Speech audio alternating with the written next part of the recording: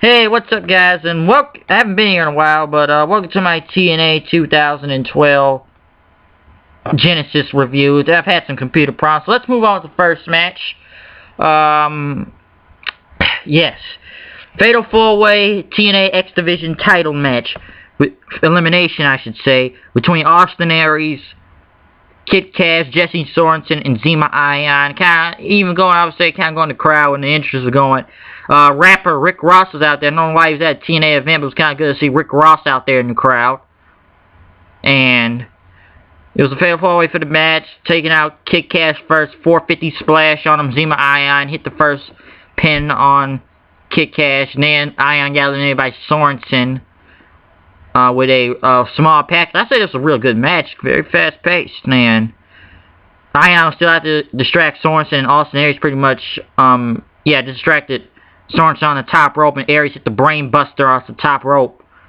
So he pretty much retained his title right there.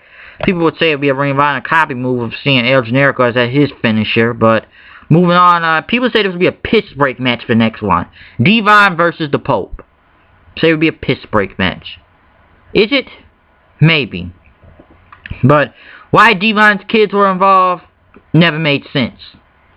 The match was going until Devon's kids pretty much got in the ring, and Pope told them to attack Devon, but they didn't want to do it, and they pretty much turned on Pope, and Devon fired back up, hit the saving grace, won the match. You want to say this match sucks, whatever, leave a comment. Maybe it sucked, maybe it didn't, but it all made that sense. Moving on with the matches, going into, next match.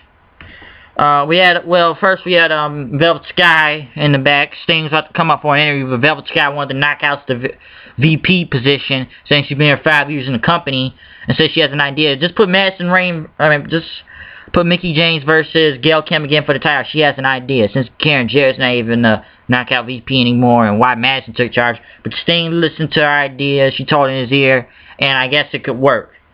RVD went against Gunner. Match was going. Flair got involved, and that concrete was out there again, and Gunner hit the DDT on top of that concrete on RVD and put him back in the ring for the pin, and pretty much won right there, and they had to carry RVD out on a stretcher then. So, maybe we don't know what the condition of RVD is right now. Knockouts title match, rematch again. Mickie James versus Gail Kim, putting Madison Rayne in a cage, pretty much. They put her in a cage, and the match was going. Velvet was watching. Madison Rayne threw some brass knucks in the ring, but it wasn't going to work, and Gail Kim tried to do a DDT on Mickie James on the title, but Mickie James dodged, got the second pair of brass knucks, and knocked out Gail Kim with it, and the crowd got mad, started chanting bullshit, because of the disqualification by Mickie James hitting Gail Kim with the brass knuckles, so the crowd was really pissed right there. Next match, which is, I may say, one of the best matches of the night. The Monsters Ball.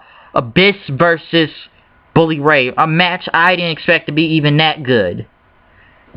But I liked it a lot, and I thought, you want to say what you want to say, but I thought this was a really great match with Abyss and Bully Ray. Even Bully Ray going through the tacks and still kicking out, and the match was crazy. The cheese grater going off of Bully Ray pretty much, and the chairs were just going crazy out there. The chair swords, there were tacks, tables, a cheese grater across the nuts, man.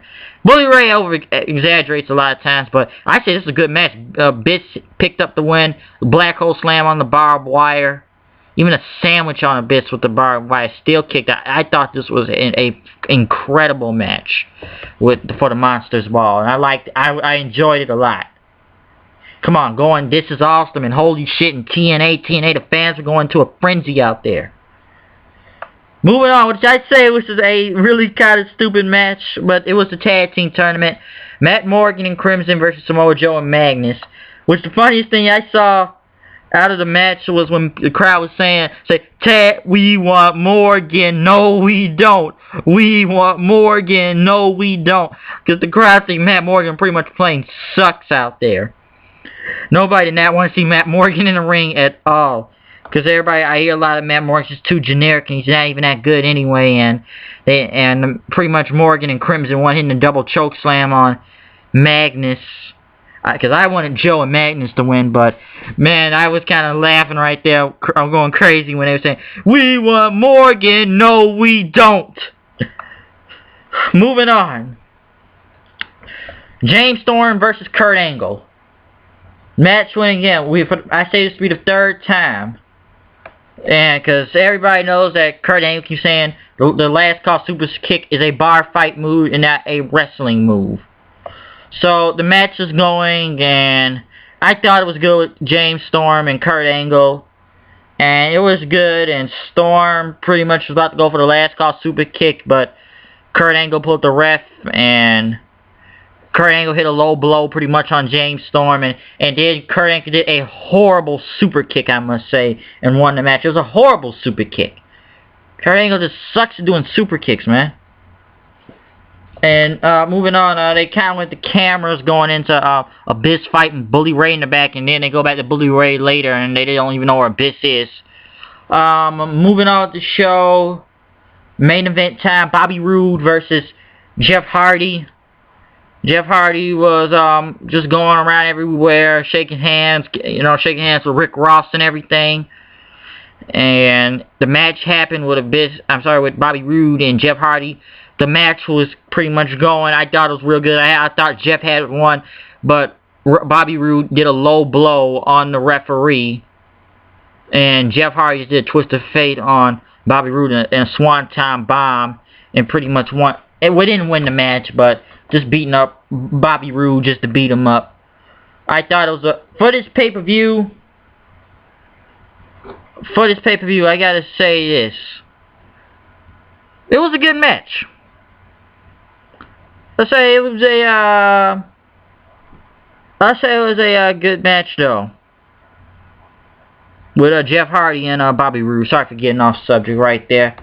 I just gotta say, for this pay-per-view, it was a good pay-per-view, and it wasn't the best. Maybe it's just a good TNA pay-per-view starting off in the year. But hey, you guys comment, subscribe, tell me what you think about the pay-per-view.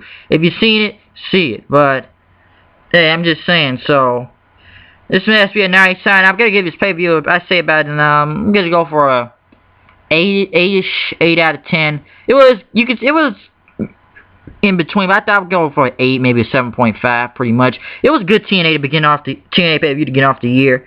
I know I haven't been in doing pay-per-views for, reviews for a minute, and I was gonna talk about the Jericho thing, but getting off subject, I'd say that for later when Raw comes on tonight. But this is Master B 90. See you later. Watch out for Monday Raw tonight. I thought it was a good TNA pay-per-view. Signing out. Peace.